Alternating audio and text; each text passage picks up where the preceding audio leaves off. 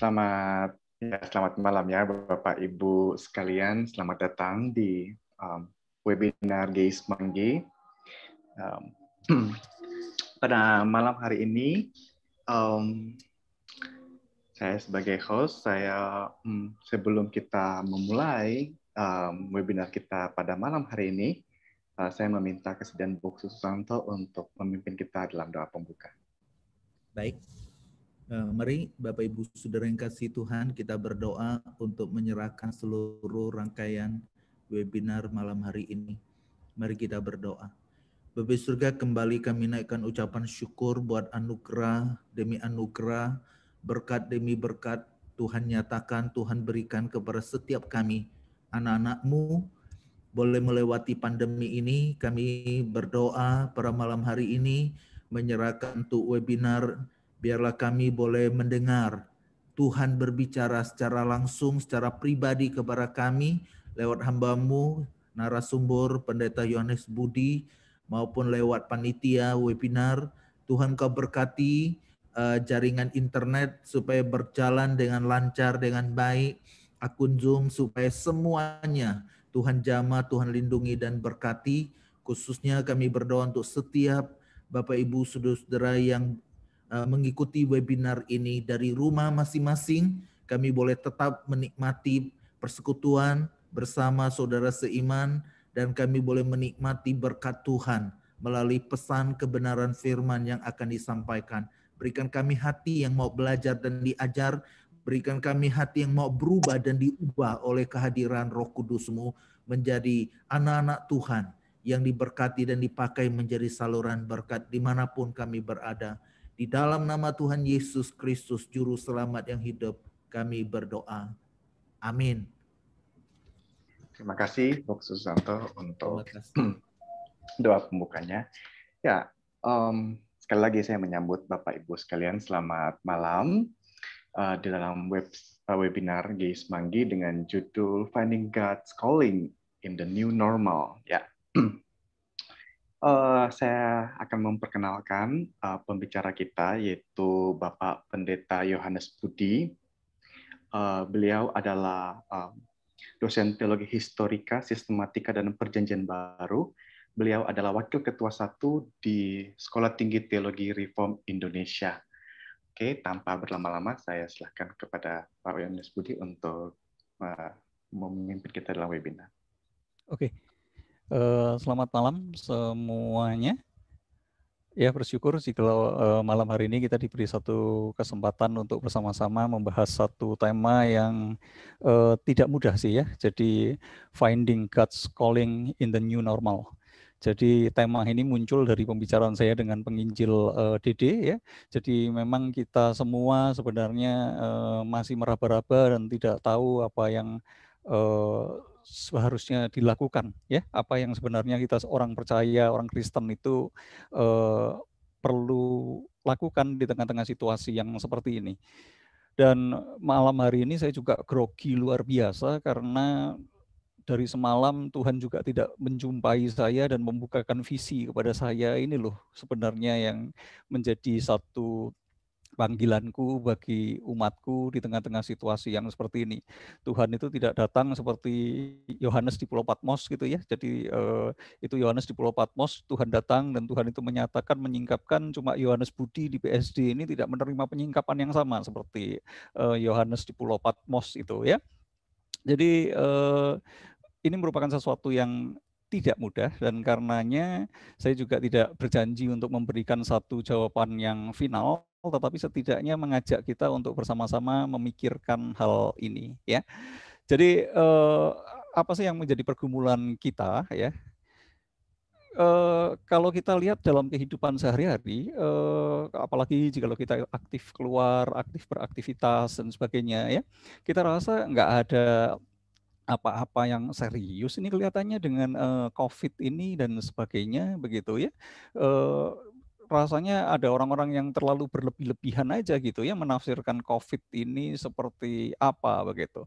Tapi kalau kita lihat dari pendapat-pendapat para ahli dan sebagainya, itu berpendapat bahwa COVID ini krisisnya besar sekali sebenarnya, dan krisisnya itu bisa dikatakan mirip dengan Great Depression yang pernah terjadi di Amerika dan juga World War II yang pernah terjadi ya.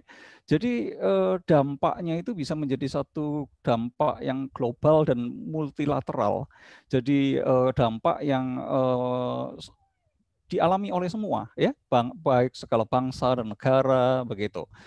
Semua masyarakat, semua komunitas, termasuk di dalamnya komunitas gereja seperti kita sekarang ini, komunitas GII begitu ya, termasuk GII Semanggi begitu. Dan bukan hanya itu, rumah tangga juga semuanya itu kena dampaknya begitu. Ada yang school from home, work from home dan sebagainya, dan kemudian kita tidak bisa pergi kemana-mana dan sebagainya. Secara pribadi kita juga akhirnya itu mood-nya itu turun, dan juga banyak yang kena dampak ya, kena dampak seperti PHK dan sebagainya, kondisi finansial berubah dan sebagainya begitu ya. Dan dampaknya itu kan bisa multidimensional ya. Jadi kita bisa lihat bahwa kalau kita di Indonesia itu biasa dengan Ipolek Sosbudhankam ya, ideologi politik, sosiologi, ekonomi, pertahanan dan keamanan, semuanya itu seakan-akan ya kena dampak dari yang namanya COVID ini. Dan berbicara tentang dampak ini sampai kapan dan sebagainya, kita masih ada di dalam satu kondisi yang sulit. Kita serba tidak pasti. Kita tidak jelas kondisi ini mau kemana. Kalau mau ditanya ke depan itu akan seperti apa, kita juga masih sangat sulit sekali untuk memprediksikan kondisinya. Dan apakah ada jaminan kembali? Belum tentu ada jaminan kembali. Dan itu yang menjadi problem kita sekarang. Jadi ini situasi yang sangat-sangat membingungkan. Jadi ada yang melihat ini serius sekali, ada yang menganggap tidak ada apa-apa, dan itu salah satu bagian yang juga membingungkan sekali. Ya. Nah, di tengah-tengah situasi yang membingungkan ini, kalau ditanya setelah ini apa sih? Setelah ini gimana sih? Kalau ditanya gereja setelah ini mau apa? Gereja setelah ini gimana jalannya? Semuanya serba tidak pasti, semuanya serba bingung. Kalau mau ditanya tentang mungkin pebisnis juga ketika ditanya ke depan mau seperti apa, mungkin juga sama, serba tidak pasti, serba bingung. Ya sekarang ini kita yang terbaik adalah wait and see saja. Nah kalau ditanya apakah kita itu punya resep, apakah kita punya ramalan, apakah kita punya jawaban, apakah kita itu punya penghiburan, sebenarnya kalau kita ngasal aja, gampang kita memberi resep, gampang kita itu memberikan ramalan, jawaban, dan penghiburan, Tuhan itu menyertai, gampang sekali. Tetapi kadang-kadang ketika kita melakukan itu, kita seakan-akan menjadi seperti teman-teman Ayub yang disebut oleh Ayub itu sebagai penghibur-penghibur sialan gitu ya. Jadi kalau mau jujur berbicara tentang panggilan kita itu seperti apa? Nah, ini pertanyaan besar dan sulit sekali bagi saya. Dan nanti kalau dari Bapak Ibu Saudara sekalian mau ikut berpartisipasi menjawab, boleh begitu ya. Jadi jawaban yang saya berikan bukan jawaban yang tertutup, tapi satu jawaban yang terbuka yang boleh didiskusikan dan juga boleh diberikan input-input yang lain. Dan ketika berbicara tentang new normal, juga sebenarnya siapa sih yang tahu yang dimaksud new normal itu yang akan seperti apa gitu. Apakah betul new normal itu akan kembali normal seperti yang lama? Atau sebetulnya sudah tidak akan pernah kembali lagi seperti yang lama? Ataukah new normal itu artinya sama seperti kita bisa seperti orang-orang di New Zealand gitu ya, yang kemudian kembali bisa mengadakan konser dan ribuan orang itu bisa berkumpul bersama-sama tanpa masker? Apakah itu new normal? Juga tidak ada kepastian tentang hal yang seperti itu ya. Nah, jadi saat ini kita akan mencoba untuk melihat beberapa bagian ya, menjawab beberapa pertantangan itu. Yang pertama kita akan melihat landasan dari firman Tuhan yang terambil dari Matius 22 ayat 37 hingga 40 dan juga 1 Korintus 13 ayat 1 sampai yang ketiga dan juga ayat yang ke-13. Di bagian yang kedua dari sesi ini saya akan mengajak kita untuk melihat pandemi, gereja dan perubahan zaman. Dan kita akan melihat bahwa pandemi itu kerap kali menghasilkan krisis, menghasilkan pergeseran, dan menghasilkan berbagai bentuk perubahan. Jadi kita melihat sejarah sebagai landasan kita untuk membaca kira-kira ke depan itu akan seperti apa. Dan kita juga akan melihat pandemi dan sejarah gereja, ternyata sejarah gereja itu juga dibentuk oleh yang namanya pandemi. Dan setelah itu kita juga akan melihat kemungkinan-kemungkinan ya, post-pandemic world itu seperti apa sih? Post-pandemic church itu yang seperti apa sih? Jadi kalau kemungkinan-kemungkinan seperti itu, lalu sebenarnya kemana arah gereja itu? Bagaimana sebetulnya strategi gereja untuk melayani? Arahnya itu harusnya kemana gitu. Dan kemudian kita terakhir baru akan masuk ke aplikasinya. Finding God's Calling itu lalu seperti apa? Kita akan mulai terlebih dahulu dengan bagian yang pertama. Kita akan melihat Matius 22 ayat 37 hingga ayat yang ke-40 yang berbunyi demikian.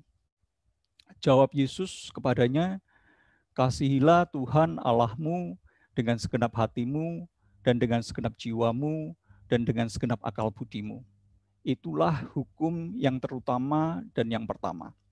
Dan hukum yang kedua yang sama dengan itu ialah kasihilah sesamamu manusia seperti dirimu sendiri. Pada kedua hukum inilah tergantung seluruh hukum Taurat dan kitab para nabi. Kemudian kita lihat 1 Korintus yang berbunyi demikian. Sekalipun aku dapat berkata-kata dengan semua bahasa manusia. Ayo, sorry, saya cut sebentar. Ya, okay. Pak Yo belum sharing slide-nya, Pak. Kita belum lihat slide-nya. Oh, oke. Iya, belum share screen, Pak Yo. Oke. Nggak kelihatan. Oke, nggak apa-apa sudah yang lalu. Itu dia. Sip. Thank you. Oke, jadi saya ulangin sedikit aja ya.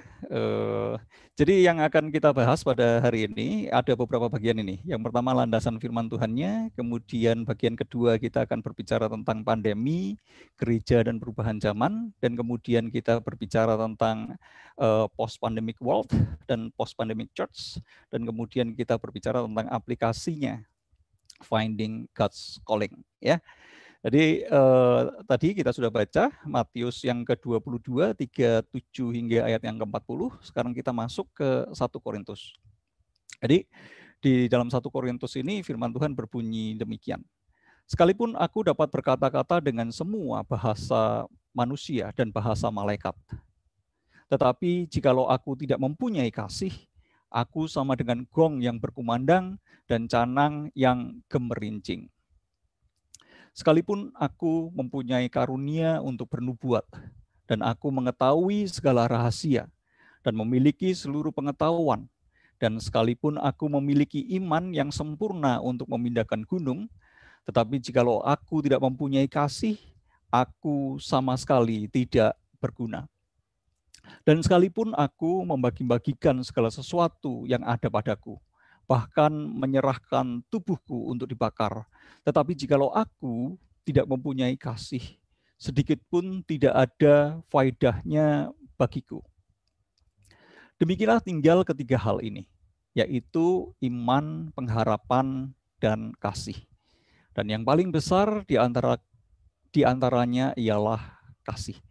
Jadi Bapak, Ibu, Saudara-saudari sekalian, saya tadi sudah kemukakan bahwa saya tidak memiliki satu jawaban final atas tema kita pada hari ini. Tetapi setidaknya pada malam hari ini begitu ya, saya mencoba untuk dengan satu tindakan iman dengan satu pengharapan dan dengan kasih begitu mengajak kita untuk mulai memikirkan tema ini. Mari kita lihat bagian yang selanjutnya.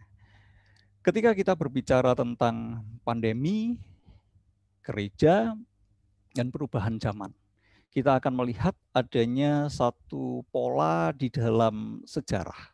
Ya, jadi di dalam sejarah gereja dan sejarah pandemi itu ada saling kait-mengkaitnya. Dan kita pada malam hari ini akan melihat hal itu. Pada intinya, ketika satu krisis itu terjadi, maka zaman itu akan mengalami yang namanya pergeseran dan perubahan. Dan gereja yang juga sejarahnya itu terkait erat dengan sejarah dunia ini, maka gereja juga mau tidak mau itu mengalami yang namanya pergeseran dan perubahan. Dan kalau kita melihat sejarah pandemi, epidemi, begitu ya, dampaknya itu bisa merupakan suatu dampak yang berjangka panjang. Jadi ketika terjadi satu krisis, pergeseran dan perubahan itu terjadi. Dan terjadinya itu bukan sementara, terjadinya itu bisa permanen, ya. Tetapi di kesempatan yang lain kita juga bisa melihat bahwa kita memiliki kesempatan. Karena sesuatu yang tidak pernah bisa berubah itu seakan-akan ya tidak pernah bisa maju. Tetapi dengan adanya satu perubahan yang besar, satu perubahan yang bersifat global, maka harapan akan terjadinya satu perubahan yang besar itu ada.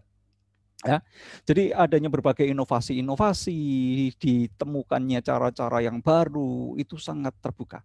Dan bagi kita orang percaya, kita menjadi lebih terbuka terhadap cara-cara Tuhan yang juga sebenarnya itu tidak terduga. Jadi biasanya kita di gereja dan sebagai orang Kristen itu sudah memiliki pola yang sudah sama, yang sudah baku, dan seakan-akan Tuhan pun tidak akan bisa mengubah itu. Tetapi ketika seluruh dunia ini bergeser dan berubah, maka ada satu kemungkinan juga Tuhan itu menyingkapkan cara-caranya yang tidak kita duga itu. Kita lihat krisis dan pergeseran dan perubahan yang terjadi.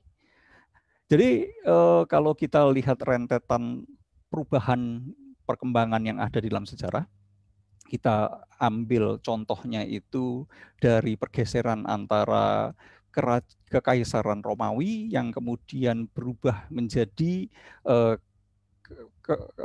kekristenan itu seakan-akan menggantikan pengaruh dari Kekaisaran Romawi, dan kemudian bagaimana kekristenan di zaman antiquity begitu ya, Kristen di zaman bapak-bapak gereja itu kemudian bergeser kepada masa di abad pertengahan dan juga masuk ke era Renaissance.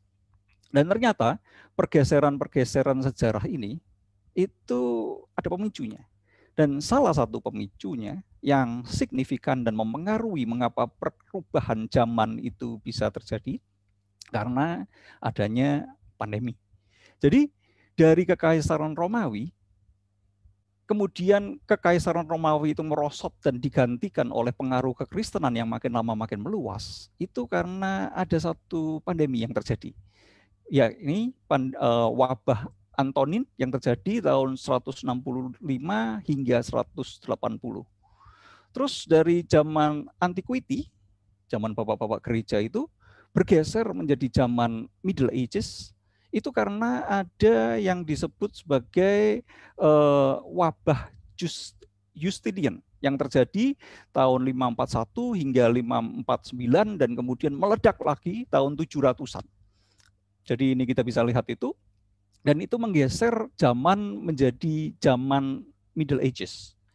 Dan kemudian dari zaman abad pertengahan itu nanti berubah zamannya menjadi Renaissance, ya. Dan apa yang memicu munculnya Renaissance? Wabah yang dikenal sebagai Black Death yang terjadi sekitar tahun 1346 hingga 1353. Dan kita tahu bahwa dengan munculnya Renaissance itu juga menghasilkan reformasi. Jadi reformasi boleh disebut sebagai anak dari Renaissance, ya. Dan itu terjadi dan ada hubungannya dengan apa? Dengan terjadinya Black Death. Nah, sekarang kita lompat. Jadi dari Renaissance sampai sekarang itu sebenarnya ada beberapa babakan lagi yang kita bisa pilah. Tetapi kita langsung lompat aja dengan sekarang ada COVID-19. Setelah COVID-19 ini akan ada perubahan apa? Itu pertanyaannya. Akan berubah begitu. Kalau kita lihat dari pola sejarah ini, akan ada satu perubahan. Dan perubahan itu adalah perubahan yang signifikan, perubahan yang besar-besaran. Ya. Sekarang kita akan lihat lebih lanjut tentang keterkaitan antara sejarah pandemi dan sejarah gereja. Yang pertama, kita akan lihat wabah Antonin. Di dalam wabah Antonin ini atau yang dikenal sebagai Plague of Galen, karena dokter yang menemukan, yang menganalisa dan sebagainya itu bernama Galen. Ini sebenarnya adalah smallpox, ya. Dan wabah Antonin inilah yang mengubah wajah dunia. Mengapa? Karena yang menghancurkan kekaisaran Roma salah satunya adalah wabah Antonin ini. Jadi ini terjadi pada masa Marcus Aurelius, dan di masa itu sepertiga populasi dari kekaisaran Romawi itu tewas karena wabah Antonin ini. Jadi sepertiga habis. Dan di tengah-tengah situasi seperti itu, maka gereja mula-mula itu bertumbuh dengan pesatnya. Kenapa? Kok gereja mula-mula itu bisa tumbuh dengan pesatnya? Karena di tengah-tengah situasi yang penuh dengan krisis itu, gereja itu memberikan satu jawaban. Ya, jadi gereja bisa memberikan satu jawaban teologis yang dipaparkan dan ditawarkan di dalam satu kehidupan praktis. Kehidupan praktis yang seperti apa? Yang penuh dengan kasih dan charity. Ya, perbuatan-perbuatan baik yang penuh dengan amal, penuh dengan kemurah hatian. Mengapa demikian? Jadi pada masa itu orang-orang yang terjangkit wabah Antonin ini umumnya ditinggalkan orang, dibuang orang. Bahkan sebelum mati pun orang itu sudah takut dan diterlantarkan dan tidak dirawat.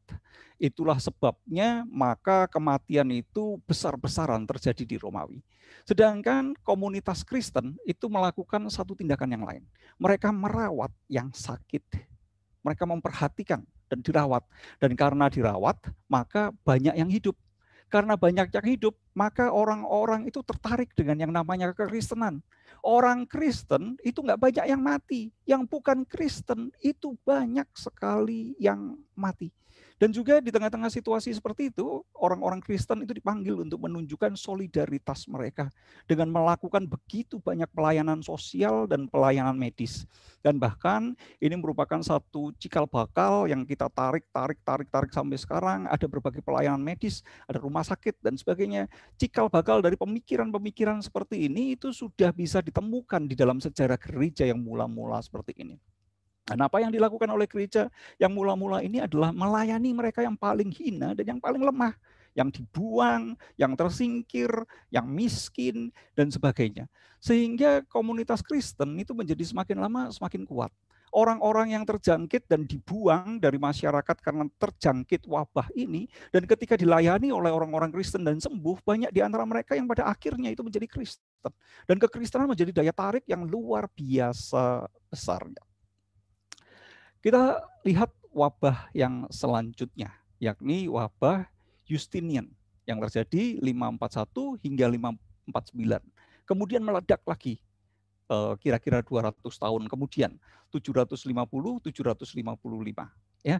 Jadi ini dimulai dari Mesir tahun 541. Dan apa dampak dari wabah ini terhadap sejarah gereja? Jadi kekristenan Bizantin itu hancur lebur baik secara fisik, secara ekonomi, dan secara budaya karena wabah ini. kita tahu bahwa sebelumnya daerah-daerah seperti Turki dan sebagainya itu adalah daerah-daerah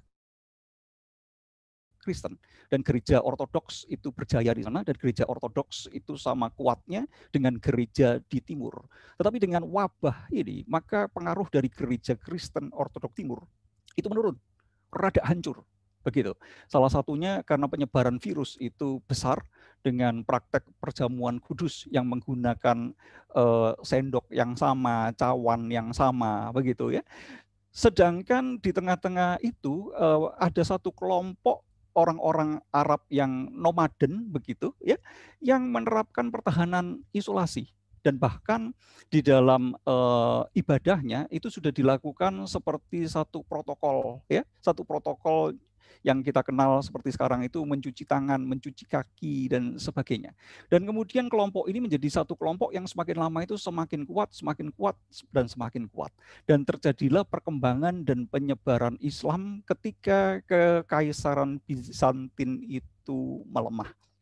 Dan kita bisa melihat di sini, ini adalah dampak dari pandemi terhadap gereja.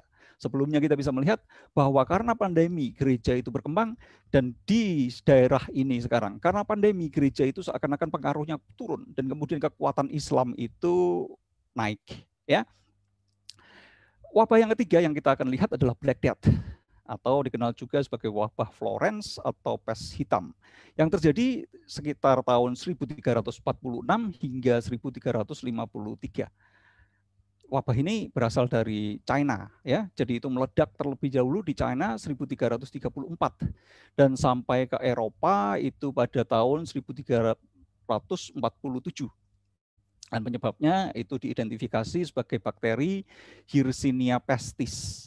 Dan berapa banyak korban yang dilaporkan karena keterbatasan begitu ya, ada beberapa laporan itu terutama dari Pope yang ke-6 dari Clemens di Eropa itu sekitar 23 juta ya, itu yang meninggal. Sedangkan di China sendiri itu ada 13 juta yang meninggal. Nah, di tabel sebelah kanan itu ada list bahwa di tempat-tempat lain itu juga ada berbagai laporan tentang jumlah korban yang tidak sedikit jumlahnya. Black Death itu memiliki dampak sosial yang luar biasa. Hancurnya agrikultur. Jadi pertanian itu hancur. Mengapa pertanian hancur? Karena Black Death ini pertama-tama banyak menyebar di daerah pedesaan. Mengapa di daerah pedesaan? Karena sanitasinya itu lebih rendah daripada di daerah perkotaan. Tetapi orang-orang pada waktu itu tidak mengerti apa yang menjadi penyebab. Tetapi yang ada di pikiran adalah ketika satu daerah itu kena wabah, maka mereka akan lari ke daerah yang lain. Karena itu mereka lari ke perkotaan. Dan pada akhirnya perkotaan menjadi satu pusat yang penuh padat, dan juga terjadi penyebaran wabah ini juga terjadi di kota besar-besaran. Dan ini juga mengakibatkan runtuhnya feodalisme ya. Jadi pada waktu itu tuan-tuan tanah memiliki pengaruh yang besar, sehingga para pekerja itu biasanya bekerja kepada tuan tanah dengan diberikan upah yang minimal sekali. Jadi misalnya diperbolehkan untuk mengambil kayu bakar dan sebagainya, tetapi mereka harus bekerja kepada tuan-tuan tanah. Tetapi dengan mereka itu pada mati dan pada ngabur ke kota, maka agrikultur, tuan-tuan tanah yang mengembangkan perkebunan dan sebagainya itu tidak bisa berjalan, mati, tidak ada orang begitu. Dan ini yang terjadi, dan ini nanti punya dampak yang besar terhadap gereja. Runtuhnya feodalisme ya, ini akan punya dampak. Kita akan lihat lebih lanjut nanti. Tetapi di samping itu juga ada berbagai inovasi, seperti ada revolusi teknologi pertanian, karena sekarang kurang jumlah orang. Karena itu perlu dikembangkan cara-cara baru untuk membuat alat-alat pertanian untuk menggantikan orang-orang. Dan juga budaya mandi itu merupakan satu budaya yang mulai dibiasakan di Eropa setelah Black Death ini. Jadi sebelum Black Death itu orang-orang Kristen di Eropa memiliki satu kebiasaan. Kalau habis dibaptis, mereka tidak mandi. Sampai kapan? Sekuat-kuatnya mereka itu tidak mandi. Semakin kuat tidak mandi setelah dibaptis karena rasa air baptisan itu masih ada. Dan air baptisan itu memiliki satu satu makna yang sangat khusus. Sekuat-kuatnya, kuat 1 tahun ya 1 tahun nggak mandi, kuat 5 tahun ya 5 tahun nggak mandi. Semakin kuat sebetulnya kamu adalah orang Kristen yang semakin hebat. Dan mereka menyelesaikan solusi dengan bau badan itu dengan minyak, dan juga mengembangkan pakaian dalam. Ya, pakaian dalam itu tujuannya adalah supaya pakaian luar mereka tidak kotor karena tubuh mereka itu kotor. Tetapi setelah Black Death maka tidak bisa lagi. Maka budaya Eropa mulai membiasakan diri untuk mandi. Dan kita yang pernah dijajah oleh negara Eropa juga akhirnya punya kebiasaan mandi, gitu kan ya. Itu semua adalah satu bentuk dari new normal. Dan kemudian budaya untuk memasang ubin itu juga merupakan satu budaya yang dihasilkan karena Black Death ini, karena penyebabnya adalah tikus. Ya, jadi bagaimana supaya mengurangi jumlah tikus di ubin. Jadi rumah-rumah itu mulai diubin di sana dan di sini. Tetapi kita juga bisa melihat secara sosial juga terjadi satu diskriminasi. Mencari kambing hitam. Siapa sebetulnya yang menyebabkan semuanya ini? Kalau ini semua merupakan hukuman Tuhan, berarti ada yang menyebabkan kita itu dihukum Tuhan. Siapa itu? Orang-orang Yahudi. Karena itu kebencian terhadap orang-orang Yahudi itu begitu besar, pembunuhan, pembantaian, diskriminasi terhadap orang Yahudi itu mulai dikembangkan dengan begitu gencar di saat ini. Dan bukan cuma orang-orang Yahudi, tetapi juga seperti penyihir-penyihir itu juga diburu habis di masa ini. Ya, jadi orang-orang yang dianggap bukan Kristen dan menyebabkan hukuman Tuhan atas Eropa itu diburu habis. Dan di efek yang lain dari Black Death ini adalah Spanyol itu mengambil alih Aztec, ya, suku Aztec di Meksiko 1520. Kenapa Spanyol yang jumlah orangnya itu sedikit bisa menang melawan Aztec? Karena mereka membawa Black Death bersama dengan tentara-tentaranya. Sehingga Black Death lah yang menghabisi Aztec, ya. Dan kemudian dengan mudah itu Spanyol menguasai Meksiko. Dan kita bisa melihat salah satu dampak bagi gereja adalah mulai munculnya yang namanya independent church atau private worship. Jadi orang-orang yang punya uang, mereka yang punya keluarga, yang semua terkumpul dalam satu tempat, itu membuat gereja sendiri, mengundang hamba Tuhan sendiri di situ, ya. Jadi itu mulai muncul karena adanya Black Death. Sekarang kita lihat dampaknya yang lebih besar. Jadi Black Death itu setelah terjadi diikuti dengan berbagai bentuk pandemi lebih lanjut yang dikenal sebagai second pandemic, dan itu mengakibatkan turunnya gereja. Kenapa gereja pada waktu itu kondisinya menurun dengan drastis? Ada beberapa sebab.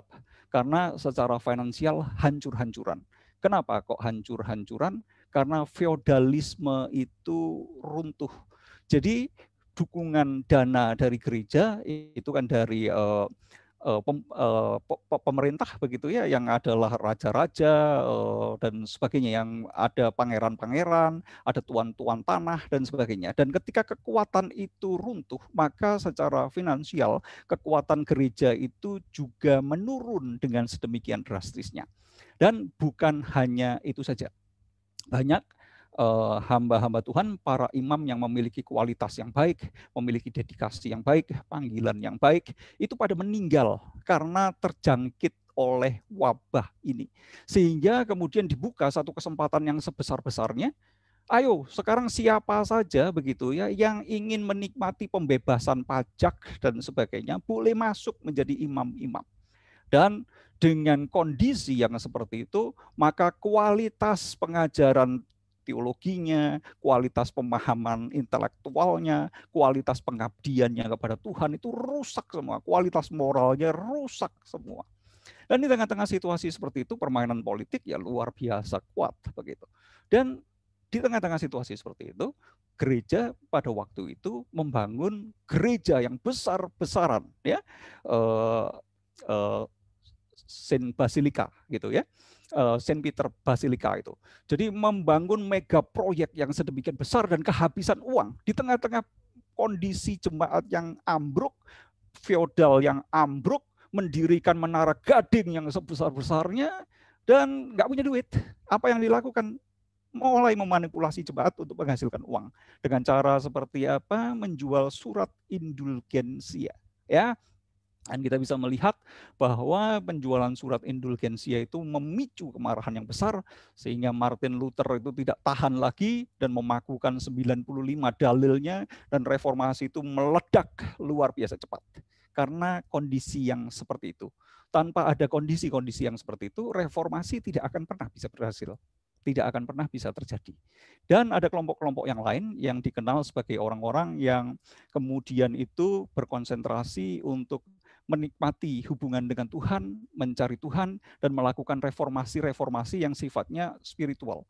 Jadi ada reformasi itu yang meliputi sosial, politik, dan sebagainya, yang kita kenal sekarang ini sebagai Protestan. Dan ada kelompok-kelompok mistik yang kemudian itu memfokuskan dirinya untuk satu pemurnian, untuk memfokuskan dirinya untuk mencintai Tuhan, mengalami Tuhan, menikmati Tuhan, dan melakukan pembaharuan-pembaharuan secara spiritual. Dan ini yang kita kenal dengan kelompok-kelompok mistik. Jadi, jikalau kita melihat dampak dari pandemi itu secara global, maka ada dampak yang bersifat psikologis dan sosial. Juga ini mempengaruhi peta politik dan perang.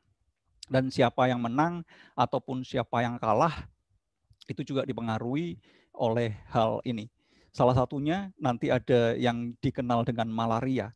Dan mengapa perang salib itu kalah? Karena tentara Kristen itu banyak mati bukan karena kalah perang, tetapi kekuatannya itu hancur karena malaria. Kita bisa melihat bahwa peta ekonomi itu juga akan berubah, juga terjadi perpindahan penduduk, imigrasi, dan sebagainya. Itu selalu terjadi. Ketika ada pandemi di satu tempat, orang-orang itu lari, cari tempat berlindung yang lain. Secara agama itu juga terjadi, secara sains, secara seni, secara kebudayaan, semuanya itu akan kena dampaknya karena pandemi. Nah, sekarang kita akan melihat bagian selanjutnya. Bagaimana dengan post-pandemic world dan post-pandemic church? Tentunya tidak ada seorang pun yang tahu. Seperti tadi, apakah ini dengan cepat akan kembali kepada kondisi semula, seakan-akan tidak ada apa-apa, atau bisa lebih parah? Kalau ternyata ini lebih parah dan vaksin kita itu tidak mempan, dan kasus seperti di India itu bukan hanya terjadi di India, tetapi juga di tempat-tempat lain, berarti masih diperpanjang, masih to be continue. Dan kalau to be continue 1 tahun lagi, maka kondisi dunia ini akan lebih berat. Kalau to be continue 2 tahun lagi, ya lebih berat lagi. Dan kita nggak tahu apakah itu akan terjadi seperti itu, atau setelah Indonesia ini divaksin menjadi seperti New Zealand, kita tidak pernah ada yang tahu. Ya. Tetapi ini kalau menurut pendapat beberapa ahli begitu ya, ketika berbicara tentang post pandemic world itu pasti ada yang berubah ya, terlepas dari cepat atau lambat kita keluar dari pandemi ini. Tetapi perubahannya itu kita akan masuk ke satu era yang cashless society, gereja yang dunia yang tidak lagi menggunakan uang cash. Dan kemudian retail yang mengutamakan tempat itu akan cepat atau lambat itu mulai protol. Dan sekarang kita bisa lihat termasuk Matahari itu ya, saya baca di berita itu ada 13 cabang Matahari yang juga ditutup. Dan akan beralih dengan bangkitnya online shopping. Dan kemudian segala sesuatu itu bisa dikerjakan jarak jauh. Sekarang kita bisa melihat work from home. Tetapi juga orang di Indonesia bisa bekerja di mana saja sekarang. Di luar negeri bisa saja, tidak ada masalah. Ya. Sekarang sekolah juga dari rumah. Setiap hari saya mengajar begitu ya. Dan mahasiswa STTRI sekarang keren-keren. Ada yang di Kupang, ada yang di Manado, ada yang di Bandung, ada yang di mana begitu. Kemudian kita ketemu di Zoom gitu. Seperti sekarang kita ketemu di Zoom. Ketemu di Zoom itu sebetulnya ketemu di mana saya juga bingung gitu kan ya. Kita ketemu di mana ini sekarang? Di Semanggi enggak, di BSD enggak. Gitu di mana sih kita itu sebetulnya ketemu ya, ketemu di Zoom begitu. Tetapi itu bisa dilakukan gitu. Dan hal ini bisa terjadi nanti mahasiswa itu ada di Indonesia, tetapi dia dia kuliahnya di Oxford, di mana dan sebagainya, dan sudah tidak lagi mengenal batas-batas yang seperti itu. Dan segala sesuatu bisa dilakukan dari jarak jauh. Nah, kemudian kita juga bisa melihat globalisasi itu bukan hanya terjadi dengan cara yang seperti itu, tetapi ekonomi juga akan mengalami satu globalisasi. Dan juga interaksi antara manusia dengan teknologi itu makin lama akan makin dalam gitu. Sekarang kita mau tidak mau berinteraksi dengan teknologi. Bahkan orang-orang yang sudah berusia lanjut yang katanya gaptek pun sekarang sudah mulai bisa pakai Zoom, begitu kan ya. Dan lambat laun kita akan berurusan dengan yang namanya artificial intelligence ya. Kita akan berurusan dengan yang namanya transhuman ya. Kemudian morfologi manusia itu bisa dimodifikasi, dicampur dengan robot dan sebagainya. Dan teknologi akan menjadi menyatu dengan manusia itu. Ada dampaknya pasti, karena bagi mereka yang tidak bisa mengikuti teknologi dan tidak memiliki modal untuk mengembangkan teknologi, itu makin tertinggal, dan peningkatan kesenjangan sosial juga akan terjadi.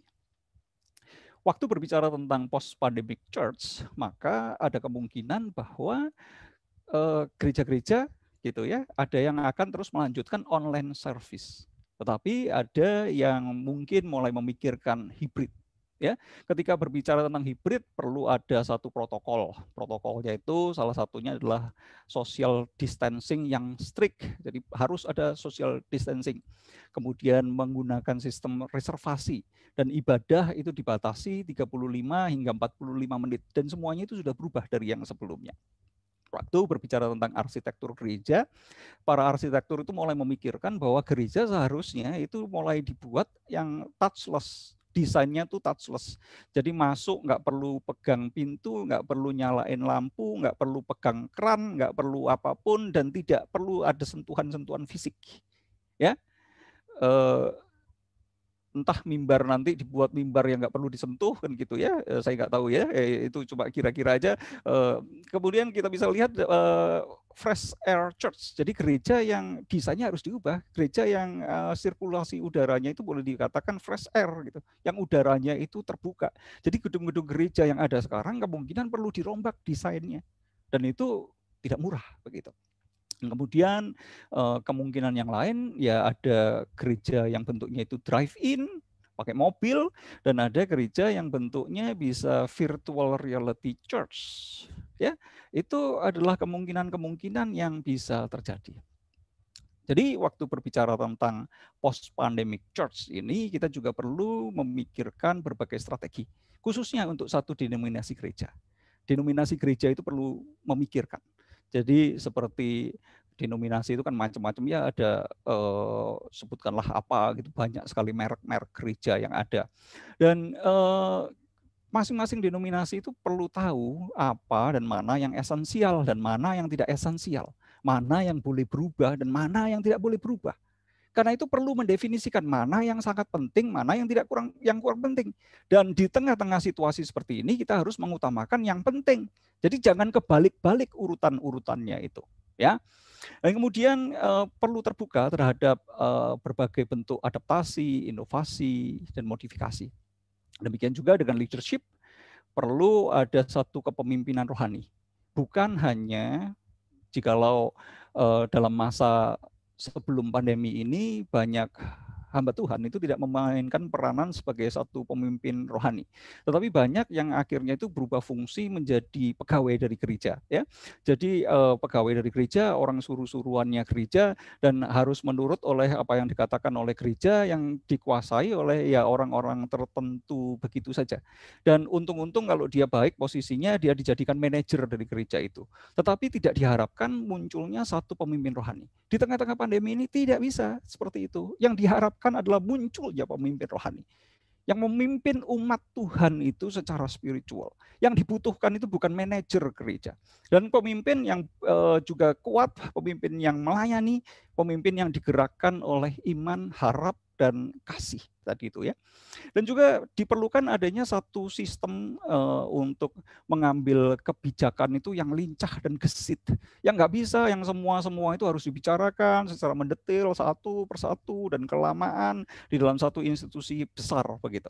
Jadi intinya kalau di masa pandemi ini lebih baik kita itu pakai sepeda begitu ya, yang lincah, yang gesit, yang bisa meliuk-liuk kemana begitu mau, daripada kita membawa satu gerbang busway. Ya, jadi gereja yang seperti busway itu akan mengalami kesulitan untuk bertahan di tengah-tengah situasi seperti ini. Tapi gereja yang mengajak jemaatnya itu rame-rame bersepeda itu akan lebih mudah untuk bertahan di dalam masa sekarang ini. Dan ketika gereja itu berorientasi untuk membangun kerajaan denominasinya sendiri, perlu berpikir ulang. Karena mungkin kesetiaan orang terhadap denominasi itu tidak akan kuat lagi setelah pandemi ini. Jadi kalau kita itu hanya mengandalkan kekuatan denominasi kita dan kita berusaha untuk membangun kerajaan denominasi kita bersaing dengan kerajaan sinode-sinode lain yang membangun denominasinya sendiri, maka nggak berlaku lagi karena orang mau pindah gereja tinggal pindah channel saja begitu ya. Kalau dia merasa kurang dilayani di sini, dia bisa mudah mencari hal-hal yang menyentuh dan melayani dia begitu. Jadi yang paling penting adalah iman, harap, dan kasih itu yang juga diwujudkan dalam bentuk kolaborasi. Gereja-gereja itu memiliki kekuatan apa, maka akan mendukung gereja yang kurang kuat ya. Dan gereja yang memiliki kelebihan apa menutup kekurangan yang lain dan sebaliknya seperti itu. Sehingga pelayanan untuk umat itu bisa berkembang. Jadi ini perlu dipikirkan oleh berbagai denominasi yang ada. Sekarang kita masuk ke dalam aplikasinya, iman, harap, dan kasih. Dan kita bisa melihat beberapa aspeknya, tidak semuanya akan dibahas secara detail, begitu ya. Tetapi ada unsur spiritualitasnya di sana, ada unsur self-care-nya, komunitas yang perlu dibangun, dan satu pemahaman hidup ya yang bersifat non-dual. Nanti saya akan jelaskan. Dan kita akan melihat adanya satu teladan dan suatu doa. Kita akan mulai terlebih dahulu dengan spiritualitas. Di tengah-tengah seperti suasana seperti ini, yang sangat-sangat dibutuhkan itu adalah spirituality. Karena itu, waktu kita melihat Black Death, di situ juga terjadi kebangkitan spiritualitas yang luar biasa. Dan kita bisa memahami, di tengah-tengah pandemi ini orang mencari sesuatu yang bersifat spiritual. Di India itu orang beramai-ramai begitu merayakan satu acara keagamaan. Karena memang hati manusia itu sungguh membutuhkan itu di tengah-tengah situasi seperti ini. Dan berbagai acara-acara keagamaan itu akan seakan-akan itu kalau punya kesempatan akan diadakan secara luar biasa dan sebagainya. Dan ini adalah era kebangkitan spiritualitas. Dan spiritualitas yang seperti apa? Spiritualitas yang di tengah-tengah situasi yang serba tidak pasti ini kita perlu menjalani satu model spiritualitas yang mengajarkan kita itu untuk meletakkan hidup kita itu di dalam tangan Tuhan. Dan belajar untuk tenang sehingga kita itu dimampukan untuk mendengar. Ketika kita tidak tenang, kita itu sulit sekali untuk mendengar. Dan zaman ini adalah zaman yang sulit sekali untuk tenang. Karena kondisinya itu sulit, gadget itu ada di mana-mana, pagi, siang, sore, malam, WA itu bunyi tang-ting, tang-ting, tang-ting terus begitu ya. Dan pikiran kita itu seperti monyet yang lompat, sehingga kita tidak memiliki waktu yang teduh untuk mendengar suara Tuhan itu sendiri. Bagaimana kita bisa mengenal panggilan Tuhan jikalau kita tidak peka terhadap suara Tuhan? Berikutnya, kita perlu menerapkan yang namanya self-care. Kita perlu belajar untuk membagi waktu kita untuk bekerja, untuk keluarga, untuk pribadi, untuk pelayanan, dan kita perlu atur dengan baik. Di tengah-tengah situasi di mana kita harus mengatur semuanya itu sendiri di rumah, ya. Dan juga kita perlu membangun yang namanya komunitas. Dan di dalam komunitas kita membutuhkan adanya relasi yang mendalam, komunitas yang saling peduli. Karena sebetulnya inilah esensi dari gereja. Gereja itu bukan gedung, gereja itu komunitas. Dan lebih esensial lagi, bukan hanya sekedar komunitas, tetapi adalah persekutuan orang kudus itu. Jadi relasi yang intim, relasi yang dekat, relasi yang personal dengan individu-individu itu sangat dibutuhkan sekarang. Dan membangun gereja Kalau kita melihat perjanjian baru, yang disebut rumah Tuhan itu tidak pernah disebut sebagai gedung gereja. Yang disebut rumah Tuhan itu adalah persekutuan orang percaya itu sendiri. Itulah yang disebut rumah Tuhan. Itulah disebut bait Allah yang baru. Sehingga orientasi kita bukanlah membangun gedung, tetapi orientasi kita adalah membangun persekutuan orang percaya itu. Dan sekarang persekutuan orang percaya itu bisa lintas denominasi. Ya, oke. Kita sekarang masuk ke dalam yang kita kenal dengan yang non-dual. Non-dual itu artinya adalah tidak ada pendualismean antara yang fisikal ini dengan yang spiritual. Karena yang fisikal dan yang spiritual ini meskipun bisa dibedakan, tetapi sebetulnya kedua-duanya ini tidaklah bisa dipisah-pisahkan. Dan ini kita kenal dengan satu moto yang disebut sebagai orate labora. Berdoa dan bekerja. Maksudnya itu apa? Bukan ada dua hal, ada berdoa, ada bekerja. Tetapi berdoa dan bekerja itu adalah ketika kita itu berdoa, sebetulnya kita itu bekerja. Dan ketika kita itu bekerja, kita itu berdoa. Jadi pandemi ini mengajarkan kepada kita, rumahmu itu apa? Rumahmu itu adalah gerejamu itu. Rumahmu itu adalah sekolahmu. Rumahmu itu adalah kantormu. Rumahmu itu adalah rumah doamu. Persekutuan orang percaya itu bisa dinikmati secara fisikal dengan siapa? Dengan keluarga kita. Dan di tempat di mana kamu berdiri itu adalah tempat yang kudus. Di tempat kamu berdiri itu adalah rumah Tuhan. Ya, ketika kita mengalami persekutuan dengan umat percaya walaupun secara virtual seperti ini, itu adalah rumah Tuhan. Saya menikmati rumah Tuhan di rumah saya. Yang lain juga menikmati rumah Tuhan di tempatnya masing-masing. Ya. Jadi ini merupakan sesuatu yang perlu kita hayati. Lebih lanjut, kita bisa melihat satu teladan. Teladan dari seorang yang bernama Bonaventura, yang menghidupi satu kehidupan yang non-dual itu. Jadi kisahnya kita bisa melihat salah satu contoh dalam kehidupannya.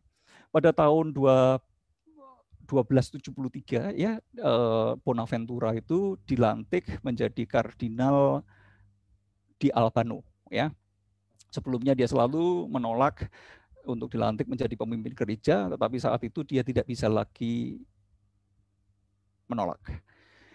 Dan pada waktu dia itu dilantik, upacara yang biasa dilakukan itu adalah uskup itu akan mengirim utusan-utusan pejabat-pejabat gereja untuk membawa jubah. Jubahnya itu jubah merah oranye seperti yang kita lihat di gambar itu ya. Jadi itu adalah galero penabisan dari seorang kardinal ya. Dan pada waktu dicari-cari, ternyata si Bonaventura itu tidak di gereja. Biasanya acara ini dilakukan di gereja. Tetapi ternyata dicari-cari nggak ketemu. Di mana si Bonaventura? Bonaventura ternyata sedang mencuci piring. Waktu mencuci piring, orang-orang ini datang, biasanya apa yang kita lakukan? Sorry. Piringnya kita tinggal, terus kita ke gereja, terus kemudian dilakukan di situ upacaranya, gitu kan ya. Tetapi yang dilakukan Bonaventura bukan itu. Dia bilang, aku lagi cuci piring. Ya, kamu tunggu dulu sebentar, itu topi, baju, dan sebagainya cantolin di pohon. Ya, cantolin di pohon. Karena aku sedang mencuci piring. Dan saat dia mencuci piring, dia secara mendalam itu menghargai panggilan Tuhan baginya. Momen by momen itu mencuci piring. Menghargai panggilan Tuhan di dalam keseharian hidup. Ya, jadi kita bisa melihat bahwa di dalam keseharian hidup kita, itu kita melakukan satu pelayanan. Di dalam keseharian hidup kita, itu semua merupakan sesuatu yang bersifat spiritual. Melayani Tuhan bukan hanya paduan suara, bukan hanya mengajar sekolah minggu dan sebagainya, tetapi melayani Tuhan termasuk yang men-take-care anak-anak kita mungkin ya, melakukan pekerjaan-pekerjaan rumah kita yang sehari-hari, itu merupakan satu bentuk dari melayani Tuhan. Lebih lanjut, kita akan melihat satu doa. Satu doa yang dikemukakan oleh Reinhold Niebuhr yang dikenal sebagai American Prophet ya, bukan karena dia itu karismatik begitu, tetapi karena dia itu pikiran-pikiran briliannya itu seakan-akan sudah melihat sejarah Amerika dan bisa mengatakan sejarah Amerika itu dengan baik sebelum semuanya itu terjadi dan bisa mengungkapkan teori-teori politik yang sebenarnya itu adalah teologi politik ya. Jadi Reinhold Niebuhr adalah seorang teolog politik yang terkenal selain Abraham Kuyper, ya. Dan dia seorang yang sangat kreatif sekali dan sangat mengupayakan berbagai bentuk perubahan-perubahan. Tetapi ada satu bagian dari hidupnya itu yang tidak pernah bisa diubah, depresi. Jadi keluarganya hampir semua itu depresi, kakaknya depresi, adiknya depresi, dan itu bisa gawat sekali kondisinya. Ya, dan di usia tengah baya ternyata Reinhold Niebuhr mendapati dirinya juga depresi. Dia adalah teman baik dari Erik Erikson dan dia diterapi oleh Erik Erikson. Dia mendapatkan pelayanan medis yang terbaik pada waktu itu, tetapi semuanya itu tidak menolong. Semuanya itu tidak menolong. Sehingga di tengah-tengah semangatnya untuk mengubah segala sesuatu itu, dia harus berhadapan dengan sesuatu yang tidak bisa diubah. Tetapi sesuatu yang tidak bisa diubah itu menjadi bagian yang spiritual di dalam kehidupan Reinhold Niebuhr. Karena itu menjadi satu doa baginya. Ya, jadi doanya yang terkenal itu adalah seperti ini. God give us grace to accept with serenity the things that cannot be changed. Tuhan berikan kepada kami anugerah untuk menerima dengan ketenangan hal-hal yang tidak dapat diubah. Jadi dalam pandemi ini adalah hal-hal yang tidak dapat kita ubah. Dan kita harus menerimanya. Kondisi zaman yang berubah, yang kita tidak inginkan terjadi, mungkin itu akan terjadi. Dan kita tidak bisa berbuat apa-apa tentang hal itu. Tetapi Niebuhr juga berdoa, courage to change the things which should be changed. Jadi keberanian untuk mengubah sesuatu yang harus diubah. Yang harus diubah, harus diubah. Paradigma gereja yang harus diubah. Fokus gereja, orientasi gereja, visi gereja yang sebetulnya sama sekali tidak rohani, yang harus diubah dan harus diberikan satu keberanian untuk mengubah itu. Dan bagian yang ketiga dari doa ini adalah and the wisdom to distinguish the one from the other, dan hikmat untuk membedakan di antara keduanya.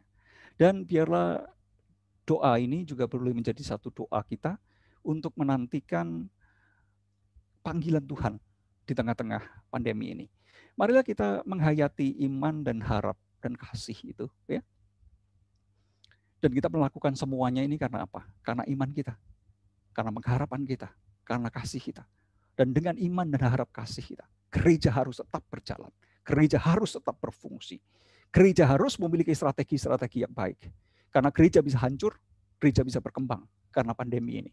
Ketika fokus dari gereja itu salah, seperti kita lihat di masa abad pertengahan, maka semuanya itu akan hancur.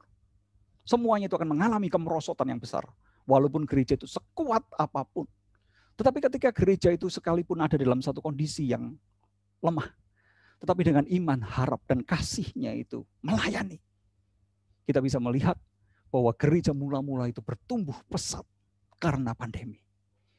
Jadi ada banyak hal yang sebetulnya itu kita tidak bisa ubah. Namun kita percaya bahwa tidak ada yang tidak dapat kita bawa itu kepada Tuhan. Dan biarlah semuanya ini menumbuhkan iman kita, menumbuhkan pengharapan kita, dan menumbuhkan kasih kita. Kira-kira itu kalau menurut saya ya dari jawaban yang tidak final ini. Oke, saya serahkan kembali ke moderator. Thank you buat Pak Yo untuk pemaparan yang luar biasa. Ya, ini banyak hal yang baru yang dibukakan pada saya. Banyak banget yang menarik, terutama ini mungkin salah satu alasan kenapa saya senang banget histori ya. Ketika histori itu digali itu banyak hal yang menarik ya yang muncul ya. Gimana ternyata karena pandemi justru gereja mula-mula itu bisa berkembang ya dan bisa menjadi apa ya fenomena yang tadinya dia minoritas, tadinya dia ditindas, tapi menjadi membuat banyak orang berubah ya, menjadi percaya.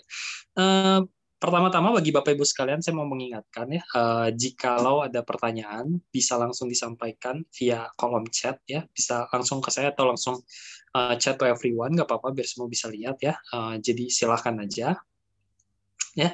Dan ada beberapa hal yang saya pengen highlight ya, banyak hal yang menarik sebenarnya di sini ya.